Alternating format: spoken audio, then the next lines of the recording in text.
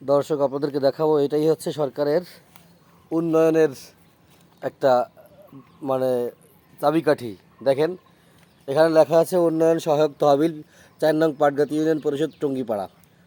প্রকল্পের নাম হচ্ছে গিমাডাঙ্গা পূর্বপাড়া নয়ন শেখের বাড়ির সামনে বা নজরুল শেখের বাড়ির সামনে এলাকায় পানি সরানোর জন্য 2টি পাইপ কালভার্ট দেওয়া হয়েছে। তো এই যে এটা হচ্ছে প্রকল্পর বরাদ্দ হচ্ছে 22-23-এ এবং 22-23-এই অর্থ বছরে বরাদ্দের পরিমাণ 2,49,500 টাকা বরাদ্দ করা হয়েছিল। প্রকল্প সভাপতি ছিলেন মেম্বার জাহিদুল ইসলাম, 8 নং ওয়ার্ডের মেম্বার। তো কথা হচ্ছে এই যে একটা কাজ করেছে 22-23-এ, এখন 26 সাল চলে, 3 বছরও যায় নাই, 2 বছরও যায় নাই, এত বড় একটা প্রকল্প কাজ তারা করে, এত সুন্দর করে করার কথা।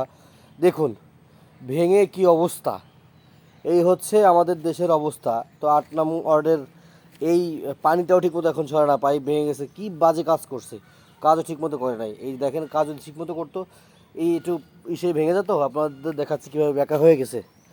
এই হলো প্রকল্পের কাজ। এইখান থেকে ময়লা আটকে আছে, ঠিকমতো ময়লা পানি সরতেও পারে না।